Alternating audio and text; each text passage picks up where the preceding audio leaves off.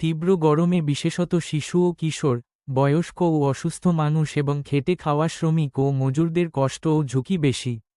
কর্মজীবী, শিক্ষার্থীসহ যাদের বাইরে যেতে হয় এবং যারা ঘরে থাকেন তাদের কিছু সতর্ক মেনে চলা উচিত। যেমন: ১. বাইরে বের হওয়ার সময় ছাতা বা ক্যাপ ব্যবহার করতে হবে। ২.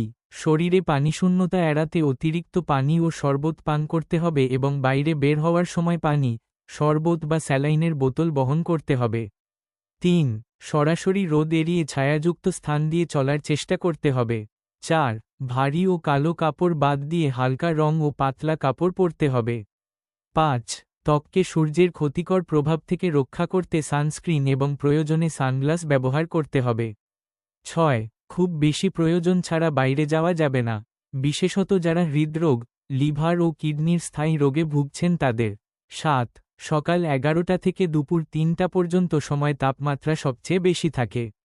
তাই এই সময়ে বাইরের কাজ কমিয়ে আনার চেষ্টা করতে হবে। ৮. শ্রমিক ও রিকশাচালকদের মাথায় ক্যাপ কিংবা কাপড় ব্যবহার করতে হবে। ৯. একটানা কেউ রোদে কাজ করবেন না, কাজের মধ্যে কিছু সময় পরপর ছায়াযুক্ত জায়গায় বিশ্রাম নিতে হবে। ১০. বারবার মুখ ও শরীরে পানির ঝাপটা দিতে হবে, বারে বারে পানি পান করতে হবে। হালকা লবণ ১১. রাস্তা ও ফুটপাতের অপরিষ্কার ও নোংরা পরিবেশে তৈরি শরবত, চা বা অন্যান্য খাবার খাওয়া পরিহার করতে হবে। ১২. যাদের দিনে আউটডোর ব্যায়ামের অভ্যাস আছে তারা সময় পরিবর্তন করে সন্ধ্যা বা রাতে করতে পারেন।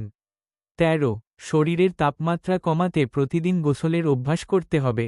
১৫. প্রচুর পানি ও লবণ আছে এমন খাবার, বিশেষত তরমুজ, ডাব, পাকা কলা, শসা, স্ট্রবেরি এসব ফল খেতে হবে। যথেষ্ট বিশ্রাম নিতে হবে। তীব্র গরমে বিশেষত শিশু ও কিশোর, বয়স্ক ও অসুস্থ মানুষ এবং খেটে খাওয়া শ্রমিক ও মজুরদের কষ্ট ও ঝুঁকি বেশি। কর্মজীবী, শিক্ষার্থীসহ যাদের বাইরে যেতে হয় এবং যারা ঘরে থাকেন তাদের কিছু সতর্ক মেনে চলা উচিত। যেমন: ১. বাইরে বের হওয়ার সময় ছাতা বা ক্যাপ ব্যবহার করতে হবে। ২. শরীরে পানিশূন্যতা এড়াতে অতিরিক্ত পানি ও শরবত পান করতে হবে এবং বাইরে বের হওয়ার সময় পানি, শরবত বা স্যালাইনের বোতল বহন করতে হবে। ৩.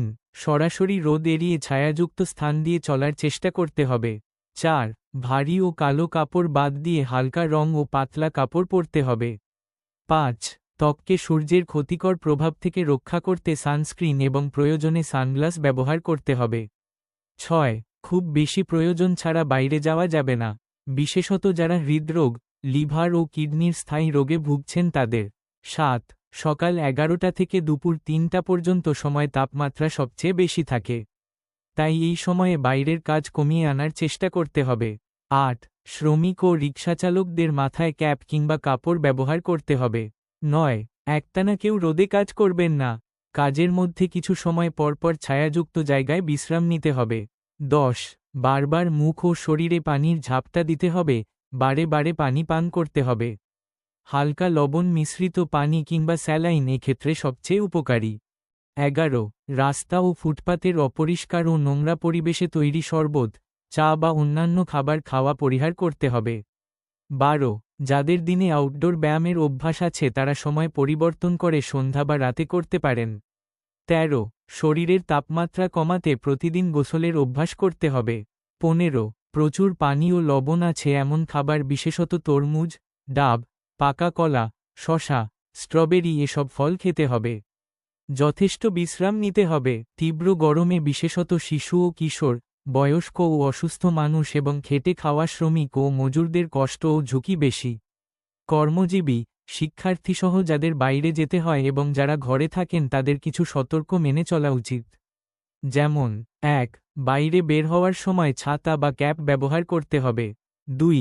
শরীরে পানিশূন্যতা এড়াতে অতিরিক্ত পানি ও শরবত পান করতে হবে এবং বাইরে বের হওয়ার সময় পানি, শরবত বা স্যালাইনের বোতল বহন করতে হবে।